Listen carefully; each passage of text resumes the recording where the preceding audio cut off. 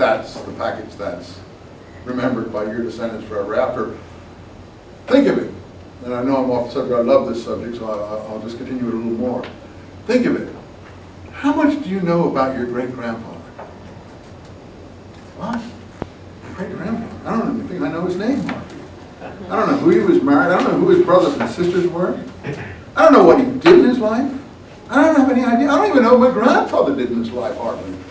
I don't know if he had fun. Did he enjoy himself? Did my grandfather enjoy himself? I mean, was his wife happy? Did she have family problems? When you think of it, your knowledge scan is so limited. It's incredibly limited.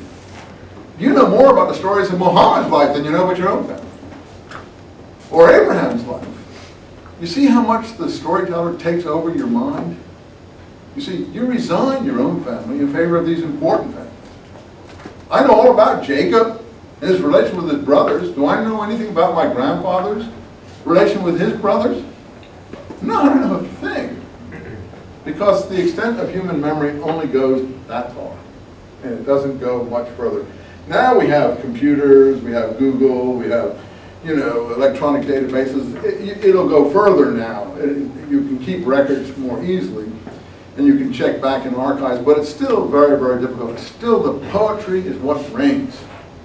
It's the stories about Abraham Lincoln. It's the stories about Muhammad. It's the stories about Abraham. Stories, those are the things that dominate your mind. You know more about those people, you know all about Abraham Lincoln's life, and you don't know anything about your own grandfather's life.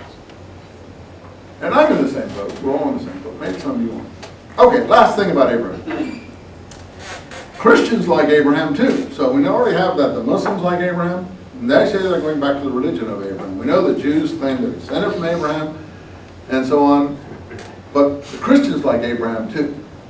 For those of you who are Christian, do you know who very big on Abraham? Paul. Yeah, Paul. He really big on Abraham. And most Christians I know just go to church.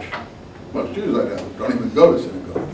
But Christians go to church more than Jews I know go to synagogues. I think Muslims go to mosques more than Christians go to church, or I know more than Jews go to synagogue. Okay. What about most Christians I know, they've heard of Paul, but have they ever read anything by Paul?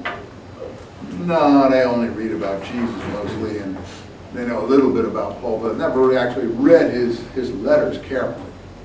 Yeah, what are you going to say? You're going to hit me on the head for something. I'm sorry, is Paul Saul?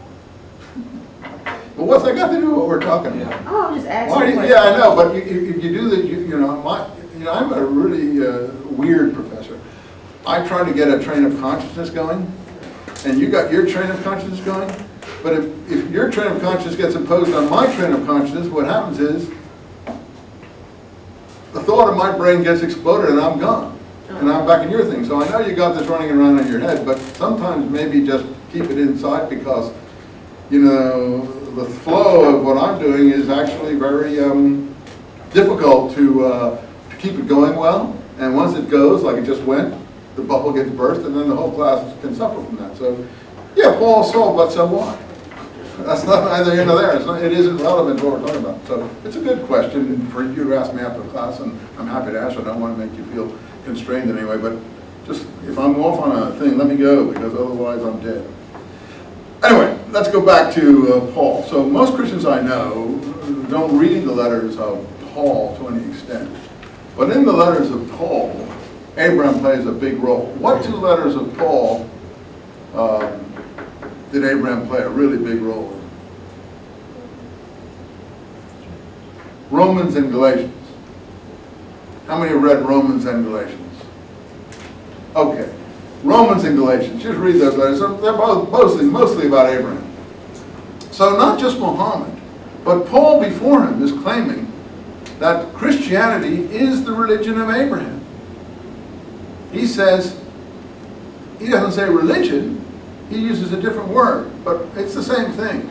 He says, our faith is the faith of Abraham. That's what we are. And we new Christians, we're better than Jews. Jews are stubborn, and most anti-Semitism, by the way, even in the Quran, comes from Paul. that I can tell you right now. And it comes from Paul's arguments with the Jews, not outside Christianity, but the Jews inside of Christianity. Paul is arguing with the Jews who were the original Christians because he wants to institute a new ideological position that reduces their position and increases the position of the overseas communities that he's bringing in. And so he gets in these arguments, as scholarly academic arguments can get, very nasty. So finally he starts going on. He even says at one point in Galatians, now you already know this isn't true from what we just said. The Jews are the sons of Hagar. The Jews are the sons of Hagar. Now for a dope who's never read the Bible, they'll accept that. You know, they'll accept that. Oh, well, Paul says that it must be true. But you see, Paul is playing rhetorical, polemical games. And what he wants to say is that Hagar is the slave woman. Hagar is the concubine. She is not the free wife. We are the children of Sarah because we are free.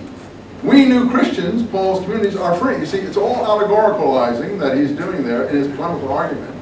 And what he's doing is reversing the genealogies completely. He knows that the Jews are not the children of Hagar. In fact, the Arabs are claimed to be the children of Hagar. He knows that. But he's playing with, this is in Galatians chapter 4, chapters 3 and 4. And he says the Jews are the children of Hagar. And Hagar is Mount Sinai in Arabia.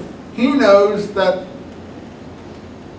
Hagar is someone who comes from Midian and Sinai, and he knows that the covenant, the Mosaic covenant, was made on Mount Sinai. And by all that, he's saying the Jews are the slaves of the Mosaic covenant. The Jews are the slaves of the law, is what he's saying. And therefore, he says at the end of that, cast out the bondservant. Cast out the law. Because Paul doesn't want people to observe Mosaic law. He only wants people to observe faith in Christ. So all these very complex arguments. So he says, our religion, in other places, in Abraham and elsewhere, is the faith of Abraham. Our religion is the faith of Abraham. And Abraham was not saved by the law. Because the law, he's using sophistical Greek logical arguments on what are basically homegrown storytelling genealogies. So, and it's just not the same. It's like a person going into an academic classroom in philosophy and applying the methods of philosophy to a story about American Indian genealogies. But that's what he's doing.